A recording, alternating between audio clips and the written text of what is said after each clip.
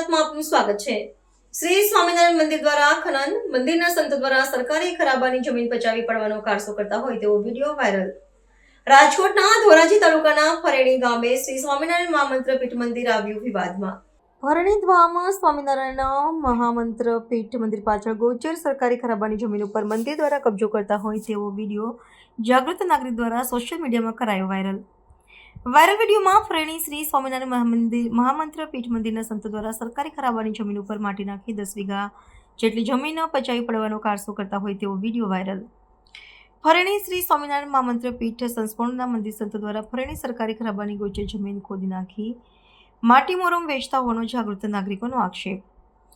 ફરેણી ધામ શ્રી સ્વામિનારાયણ મંદિર દ્વારા ગ્રામ પંચાયતની કોઈપણ જાતની મંજૂરી લીધા વગર જમીન ઉપર કબજો થતો હોવાનો આક્ષેપ। ફરેણી શ્રી સ્વામિનારાયણ મહામંત્ર પીઠ મંદિર દ્વારા ગામમાં અનેક જગ્યાએ ખરાબાની જમીનનું ખોદકામ કર્યું હોવાની જાગૃત નાગરિકોનો આક્ષેપ। ગ્રામ પંચાયત દ્વારા ગ્રામ પંચાયતની સરકારી ખરાબાની જમીન ઉપર ફરેણી શ્રી સ્વામિનારાયણ મંદિર દ્વારા ખનન થઈ રહ્યું છે અને જમીન દબાવવા કોશિશ થઈ રહી છે તે બાબતે અમે તેમની પાસે જમીન બાબતે પુરાવા માંગેલ પણ આપેલ નથી તેનો આક્ષેપ ફરેણી ગ્રામ પંચાયત તરફથી સ્પષ્ટ સૂચના આપવામાં આવી છે। ગૌચરની જમીન ઉપર કોઈપણ જાતનું ખોદકામ કરવું નહીં અને ખોદકામ દરમિયાન કોઈપણ કાર્યવાહી થશે તેમાં પંચાયત જવાબદાર રહેશે નહીં। ફરેણી શ્રી સ્વામિનારાયણ મહામંત્ર પીઠ મંદિર દ્વારા ગૌશાળાની બાજુમાં રહેલ સરકારી ખરાબા ગૌચર જમીન ઉપર મંદિરની નજર વિડીયો વાયરલ થયા બાદ ફરેણી સ્વામિનારાયણ મંદિર તરફથી કોઈ પ્રત્યુત્તર આપવામાં તૈયાર નથી। મારું નામ અવિનાશ વઘાસિયા છે। આજે તમે વિડીયો ક્લિપમાં જોયું હશે કે સ્વામિનારાયણ સંપ્રદાય કે જે સનાતન ધર્મનો મુખ્ય અંગ કહેવાય કે જે સનાતન ધર્મ આપણે હિન્દુ ધર્મની અંદર મોટામાં મોટો ધર્મ છે। હવે આપણે કોઈ સનાતન ધર્મનો વિરોધ નથી કરતા કે નથી સ્વામિનારાયણ સંપ્રદાયનો વિરોધ કરતા, પણ સ્વામિનારાયણ સંપ્રદાયમાં અમુક સંતો જે ભગવો પહેરી અને આવા ખનિજ માફિયાઓ અને ભૂમાફિયાઓના કામ કરે છે એ તમે આ વિડીયો ક્લિપમાં રૂબરૂ જોઈ શકો છો। અમે ઘટના સ્થળે જઈ અને વિડીયો ઉતારેલો કે ખનિજ માફિયાઓનું ખનન કામ કરે છે, જમીનનું કામ કરે છે, જે ગૌચર પચાવી પાડી છે। કે જે CBSE સ્કૂલ છે ફરેણીમાં જે મંદિરના નામે ઓળખાય છે અને એમાં CBSE સ્કૂલ ચલાવે છે કે એ 38 વીઘાનો નંબર છે, જમીનની પાછળ ગૌચર એ લોકોએ દબાવેલી છે, ગૌચરના ખાડા એ લોકો બુરે છે કે એની ઉપર ગેરકાયદેસર બાંધકામ કરી અને એની ઉપર કબજો મેળવેલ છે। કે જે વિડીયોમાં તમે જુઓ છો કે એક જગ્યાએથી ખાડા બુરે છે અને બીજી જગ્યાએથી ગૌચરની જમીનમાંથી માટી ઉપાડે છે અને ગામને 1500 રૂપિયામાં ડમ્પર વેચે છે। હાલ જે હિટાચી વાહન જે લઈને જે આવે છે એમાં કઈ નંબર પ્લેટ કેવું કઈ છે ને તમને અમે ઘટના સ્થળે રૂબરૂ જ એની મુલાકાત લીધી અને અમે એનું શૂટિંગ ઉતાર્યું કે ક્યાંક ને ક્યાંક નંબર હોય તો નંબર જાહેર થાય, પણ હકીકતમાં અમને એકય વ્હીકલમાં નંબર જાણવા દેખાણા નહીં। બધી જગ્યાએ અમે ફરતી બાજુથી વ્હીકલના વિડીયો શૂટિંગ લીધા પણ અમને કોઈ વસ્તુ ન મળી।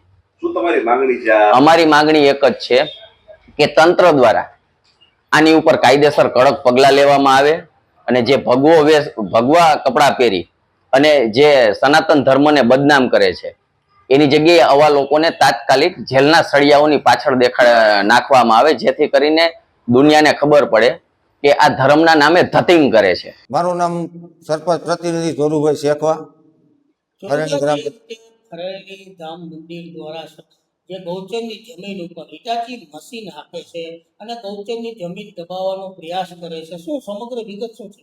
અમે પરમ દિવસની જે ઘટના થઈ એમાં અંદર અમે આથી 1 મહિના 30 દિવસ પહેલા અમે ગામજનોને બધાને ભેગા કરી કીધેલું કે કાંઈ ગ્રામ પંચાયતની જગ્યા હોય ત્યાં કોઈને ખોદકામ કરવું નહીં કે કોઈને કાંઈ ઉપાડવું નહીં, ધૂળ ઉપાડવી નહીં, ટાઈસ લેવી નહીં અને જે કાંઈ તમારે મારે જે ગામની અંદર નિયમ કરેલા જે તળાવ છે એની અંદર હું તમને જેથી એમ કહી કે આપણે જે સરકારશ્રી પાસેથી આપણે નિયમ કરી લેવો, જે નિયમમાં આવતું હોય જેટલી ધૂળ ઉપાડવી એટલી ઉપાડવી એ અમારે આની પહેલાં 1 મહિના પહેલાં ચર્ચા થઈ હતી ગામજનોને ભેગા કરીને અને એમાં અમારી મેં જો કાંઈ તમે કોઈ પણ ઇટાસી રાખશો કે ડમ્પર રાખશો કે JCB એમાં કોઈ ગ્રામ પંચાયતની જવાબદારી રહે નહીં, પોલીસ પકડી જાય કે ખનિજ ખાતાવાળા લઈ જાય એમાં કોઈ ગ્રામ પંચાયતની જવાબદારી રહે નહીં।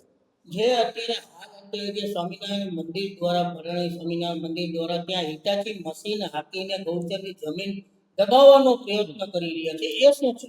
એ જે હિટાસી આપીને ગૌતરની જમીન અમને કોઈ જાતનું એનો લખાણ આપી નથી. અમે એને કોઈ પણ જાતનું લખાણ આપ્યું નથી કે તમે આ જગ્યા વાળી લ્યો કે તમે આ જગ્યાએ ખોદકામ કરો. તો અમારી પાસે લેટર હોય અને અમે ઉચ્ચ અધિકારીને પૂછ્યા વગર કે પ્રાંત અધિકારીને સાહેબને પૂછ્યા વગર અમે કોઈ વસ્તુની કોઈને જવાબદારી આપી નથી ને અમે બાંયધરી પણ આપી નથી કે તમે ખોદકામ કરો એમ. હાલ જે જમીન ઉપર મંદિર દ્વારા છે તે ખોદકામ કરી રહ્યા છે તે ગૌચરની જમીન કેટલા વીઘા જમીન હશે અને એ કયા પ્રકારની જમીન છે? પંચાયતની છે કે અન્ય કોઈ? એ અમારે જે પાછળની નિશા આપણે મંદિર પાછળ છે કેનાલ જે આવેલી છે એ શ્રી સરકારની જમીન છે અને એ લોકોએ જ્યાં કાંઈ ખોદકામ કર્યું છે કે જ્યાં ત્યાં દબાણ કર્યું છે એ અમને પંચાયતનો કોઈ જાતનું અમારી પાસે રેકર્ડ એનું આવેલું નથી અને અમે પણ આપેલું નથી. અને એ કાંઈ જે એની જવાબદારી જે દબાણ કરેલું છે એ એની જવાબદારી એણે કરેલું છે. તો હવે એની ઉપર તમે આગળની કાર્યવાહી શું કરશો?